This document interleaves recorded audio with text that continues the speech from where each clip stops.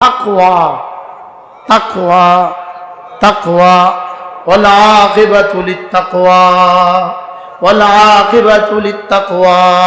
রব্বুল আলামিন বলেন জীবনের শেষ পরিণাম ফল আয় হুসনুল আকিবাতে, শেষ ভালো পরিণতি কার জন্য জানো, ভালো ফলাফল কার জন্য জানো? শুধুই তাকওয়ার বুনিয়াদে। সুবহানাল্লাহ। শুধু কিসের বুনিয়াদে বলেন? তো আল্লাহ তাআলা বলেন, অন্যদিকে চলে গেলে সময় চলে যাবে, আমি আমার মূল আলোচনা চলে আসি। ইন্নালিল মুত্তাকিনা মাফাজা, ইন্নালিল মুত্তাকিন, যদি তুমি মুত্তাকি হয়ে যাও, যদি তুমি কি হয়ে যাও? মুত্তাকি। আল্লাহ আমাদেরকে মুত্তাকি বানায় দেন। আল্লাহ আল্লাহ আমাদেরকে মুত্তাকি বানায় দেন। ওয়াজআলনা লিল মুত্তাকিনা ইমামা। আজীব না? নবী দোয়া করে ওয়াজআলনা লিল মুত্তাকিনা ইমামা, আল্লাহ আমাকে মুত্তাকিদের ইমাম বানিয়ে দেন। সবাই বলেন ওয়াজআলনা, ছাত্ররা বলো ওয়াজআলনা লিল মুত্তাকিনা ইমামা, আল্লাহ আমাকে মুত্তাকিদের ইমাম বানিয়ে দেন। তাইলে মুত্তাকি বানিয়ে দেন, আল্লাহ আমাকে কি বানিয়ে দেন? বলেন মুত্তাকি বানিয়ে দেন। কত কিছুই তো আল্লাহর কাছে চান, এটাও চাওয়া দরকার, আল্লাহ আমাকে তাকওয়া দিয়ে দাও। জেনারেল শিক্ষিত স্কুল কলেজের ছাত্রগুলো তোমরা একটু বলো যে আল্লাহ আমাকে তাকওয়া দিয়ে দেন। কি বলবেন? বলেন আল্লাহ আমাকে কি বানিয়ে দেন? মুত্তাকি বানিয়ে দেন, আমাকে তাকওয়া দিয়ে দেন। যদি মুত্তাকি হয়ে যেতে পারো, রব্বুল আলামিন বলেন অসংখ্য সিফাত আছে মুত্তাকির পুরস্কার। আমার একটা মুস্তাকিল কিতাব আছে, কিতাবটার নাম তাকওয়া। আমার লেখা একটা কিতাব আছে, কিতাবটার নাম কি? তাকওয়া। আমার গাড়িতেও আছে তাকওয়া, কিতাবটার নামেই দিয়েছি আমি তাকওয়া। তো এই কিতাবটার মধ্যে অনেক কথা আছে আলহামদুলিল্লাহ। মুত্তাকি যদি কেউ হয়ে যায়, রব্বে কারীম প্রথম শব্দ, তুমি যদি মুত্তাকি হয়ে যাও আমি তোমাকে হেদায়েত দিব, এটা আমার সিদ্ধান্ত। মুত্তাকি হয়ে গেলে কি দিবে বলেন? হেদায়েত দিয়ে দিবে। আপনি বলবেন যে মুত্তাকি তো হেদায়েত প্রাপ্তই, মুত্তাকিকে আবার হেদায়েত দিবে কিভাবে? মুত্তাকিকে হেদায়েত দিবে কিভাবে? তো মুফাসসিরিন বলেন যে মুত্তাকি হতে চায় কোরআন তাকে হেদায়েত দিয়ে দেয়। বলেন যে মুত্তাকি হতে চায়, বলেন কোরআন তাকে হেদায়েত দিয়ে দেয়। এজন্য প্রথম শব্দ হুদাল্লিল মুত্তাকিন।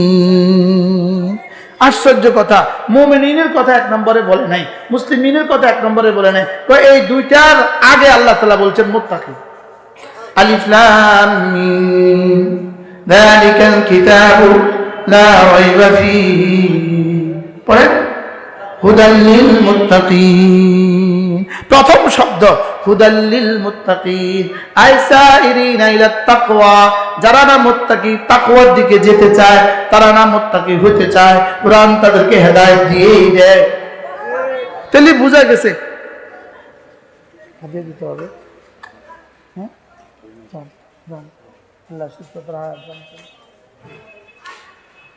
আল্লাহ সুস্থতার হায়াত দান করেন। মাশাআল্লাহ। ইয়ার আজ হিসেবে আমরা হাদিয়া দিয়ে গেছি, আমি দুই বাবারে হাদিয়া দিই। আজ হিসেবে আমরা হাদিয়া দিয়ে গেছি, আমি দুই বাবা। হুদাল্লিল মুত্তাকিন, কোরআন কাকে হেদায়েত দিবে? বলো না বাবা, বলো না। মুত্তাকিকে হেদায়েত দিবে। কাকে হেদায়েত দিবে? তো মুত্তাকিকে হেদায়েত দিবে কেমনে? যে মুত্তাকি হইতে চায় কোরআন তাকে হেদায়েত দিবে। বলেন যে মুত্তাকি হইতে চায় কোরআন তাকে কি দিবে? কোরআন কাকে হেদায়েত দিবে? বলেন যে মুত্তাকি কি? আবার বলেন যে মুত্তাকি হইতে চায়, যেই মুত্তাকি হইতে চায় কোরআন তাকে হেদায়েত দিবে। সুবহানাল্লাহ। এজন্য আমাদের এক বুজুর্গ ছিলেন হযরত মাওলানা ওমর পালনপুরি রাহমাতুল্লাহি আলাইহি। হযরত একবার অনেক বছর আগে, আমার মনে হয় 88 সালে মাইজদি নোয়াখালী, এই যে জেলা মার্কাজে বয়ান করছিলেন।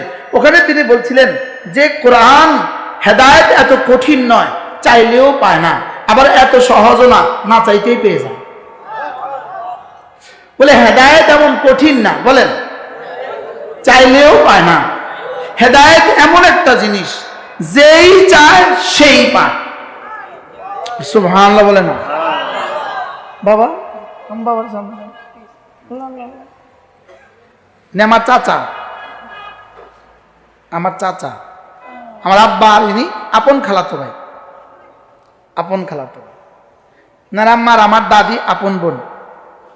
আলহামদুলিল্লাহ বলে আল্লাহ চাচার হায়াতের মধ্যে বরকত দান করে, চাচাকে সুস্থতার হায়াত দান করে। আর কেউ নাই খানদানে, এই এক চেরাগ বাকি আছে। আল্লাহু আকবার। হেদায়েত এত কঠিন নয়, চাইলেও পায় না। বলেন কি বলছে বলেন। এই মজলিসে যে যে অবস্থানে আছেন, আপনি যদি হেদায়েতের জন্য হেদায়েত চান, হেদায়েত আপনার কাছে আসবেই আসবে। আরে সুবহানাল্লাহ। হেদায়েত এত কঠিন নয়, বলেন চাইলেও পায় না। আটলান্টিক মহাসাগরের ওই পারে যদি কেউ হেদায়েত চায়, রব তাকেও হেদায়েত দেওয়ার আসবাব ব্যবস্থা করবে, রব তাকেও হেদায়েত দেবে।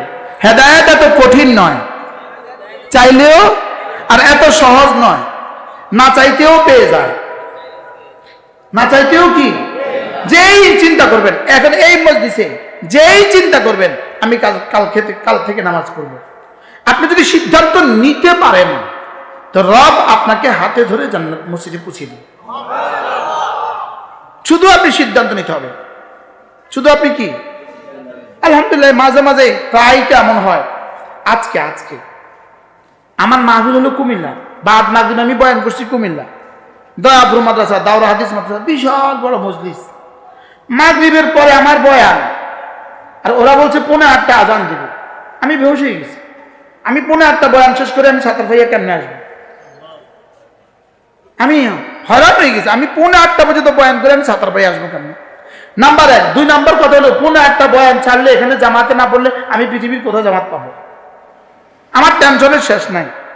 দেখি সোয়া ঠিক 7:10 একজন মেহমান গিয়ে স্টেজে উঠে গেছে।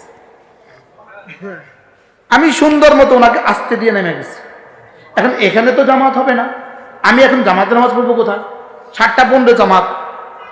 আমি বললাম ভাই গাড়ি উঠো, লাগাও গাড়ি, সামনে যেখানে পাও এখানে ঢুকো। ঢুকছে, একামত দিচ্ছে। কি হয়? মানে হেদায়েত এত কঠিন নয়, চাইলেও পায় না। এবারের ঘটনা শুনেন। আমি গত 3 মাস আগে, 2 মাস আগে জিদ্দা থেকে বাংলাদেশ বিমানটা টাইম হলো 5:40, তখনকার আমাদের 6:40, আর 6:35 হলে মাগরিবের জামাত। কয়টা? এই 6:40 বিমান, 6:35 জামাত। আমার জামাতে নামাজ পড়তে দিবে? বুঝেন না কথা। আগ উঠা লাগে না? আমি বলছি আমি নামাজ জামাতে পড়ে উঠবো, বিমান চলে গেল। আমার সিদ্ধান্ত, আমি তো ইমিগ্রেশন ক্রস করছি, আমার কাছে সব আছে, আমার ছাড়া সে যাবে না, এটা আমার একদিন। সমস্ত সাথী চলে গেছে, 2-1 আমার হিম্মতের কারণে আমার সাথে রয়ে গেছে। এই বিমানের গেট, এই বিমানে উঠবো, এখানে মসজিদের জিদ্দা, এখানে নামাজের জায়গা। 35 জামাত, 40 কি আজান হয়ে গেছে। আমি একলা বাকি। মাইকে ডাকতেছে, বিমানের মাইকে আমার ডাকতেছে, মূল এয়ারপোর্টে মাইকে আমার নাম ধরে ডাকতেছে। আমি বলতেছি একামত লাগাও, দিছে একামত। আমি সুন্দর মতো 3 রাকাত মাগরিব পড়ছি। বিজনেস ক্লাসে একটা মাত্র টিকিট কাটছে, এটা হলাম আমি। আচ্ছা সাচ্ছে আমারও থুইয়া তো আর যাইতো না। যাইয়া দেখি এতারা সব ক্লোজ করে ফেলছে, সব গোছায় ফেলছে। আমার দিকে চোখ ঘুরায় তাকাচ্ছে। আমি বলছি মালিশ সলা, এতারা মালিশ। এখানে আমি ঢুকছি, সব হাজির আছে, প্যাসেঞ্জাররা সায়ার আছে। আগে আপনারা তো নামাজ না পড়ে আছে, আমি তো নামাজ পড়ে আছি। বলেন বান্দা চাইবে, আল্লাহ দিবে না, হবে না। আরে বান্দা চাওয়া ছাড়াই তো আল্লাহ চাচ্ছেন। সুবহানাল্লাহ বলেন। এখানে বিষয়টা কি? আল্লাহ তো প্রতিনিয়তই আমার নামাজ চায়।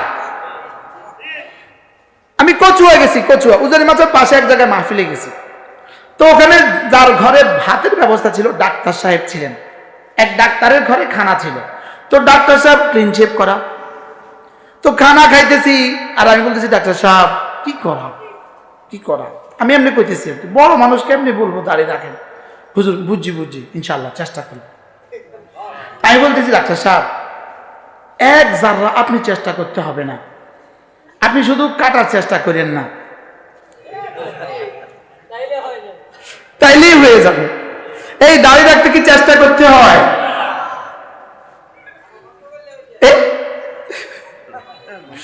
কাটতে কি লাগে? চেষ্টা লাগে। লেকিন রাখতে কি লাগে না? আমার পীর ও মুর্শিদ হযরত মাওলানা জমিরউদ্দিন নানুপুরি রহমতুল্লাহ বলতেন, সিগারেট খাইতে পয়সা নষ্ট হয়, না খাইতে কোনো পয়সা নষ্ট হয় না। খাইতে কষ্ট হয়, না খাইতে কোনো কষ্ট হয় না। হুজুর বলতেন দাড়ি কাটতে কষ্ট হয়, না কাটতে কোনো কষ্ট হয় না। দাড়ি রাখতে কষ্ট হয় না, কাটতে কি হয়? আমরা যে দাড়ি রাখছি কোনোদিন কষ্ট হয়েছে আমগো? আর যারা কাটে থাকো কিরকম কষ্ট? মাঝে মাঝে কাইটা যায়, মাঝে মাঝে ছোক্কা ছোক্কা লাগে, আর লাগে না? লাগে না? আরে হুজুর বলতেন ইনিও আমরা দুজন একসাথে পড়ছি, আমি আর মাওলানা শফিক সাহেব, আল্লাহ শফিক ভাইয়ের হায়াতের মধ্যে বরকত দান করুন। আমরা একসাথে পড়ছি, মাঝে মাঝে উনি ইবাদত পড়তেন, মাঝে মাঝে আমি ইবাদত পড়তাম। সমস্ত গুনাহ করতে পয়সা নষ্ট, সময় নষ্ট, শরীর নষ্ট। বলেন কি বলছে? বলেন কয়টা করতে? গুনাহ করতে কয়টা নষ্ট? কি কি? পয়সা নষ্ট, শরীর নষ্ট, সময় নষ্ট। লেকিন কোন ইবাদত করতে পয়সা নষ্ট হয় না, শরীর নষ্ট হয় না, সময় নষ্ট হয় না। বাস্তব না বাস্তব? যেমন ধরুন দুইজন ব্যবসায়ী, এনারা দুইজন ব্যবসায়ী, একজনে আজান দেওয়ার সঙ্গে সঙ্গে মসজিদে চলে যায়, আরেকজনে যায় না। আপনি কি মনে করেন এই দুজনের মধ্যে ইনি 3 বার জোহরে গেছে, একবার আসর মাগরিব এশা, 4 বার মসজিদে গেছে দোকান বন্ধ করে, আর ইনি দোকান বন্ধ খোলা রাখছে, আপনি কি মনে করেন এনার এই 4 বারের কারণে দোকানে বেচা কিনা কম হয়েছে? আপনি জরিপ চালান, বাড়লো কেন? ইনা না আধা ঘন্টা 2 ঘন্টা গেছে বাইরে। হ্যাঁ, কোন ইবাদতের মধ্যে আল্লাহ তাআলা ক্ষতি রাখে নাই, আর কোন গুনার মধ্যে আল্লাহ লাভ রাখে নাই। কোন আদ্দা ও দাওয়া, একটা কিতাব আছে আদ্দা ও দাওয়া, আলহামদুলিল্লাহ আমি এখন এটা বাংলা করতেছি, আমাদের বাজারে আসবে।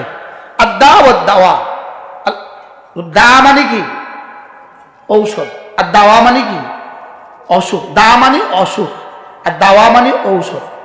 অসুখ এবং ঔষধ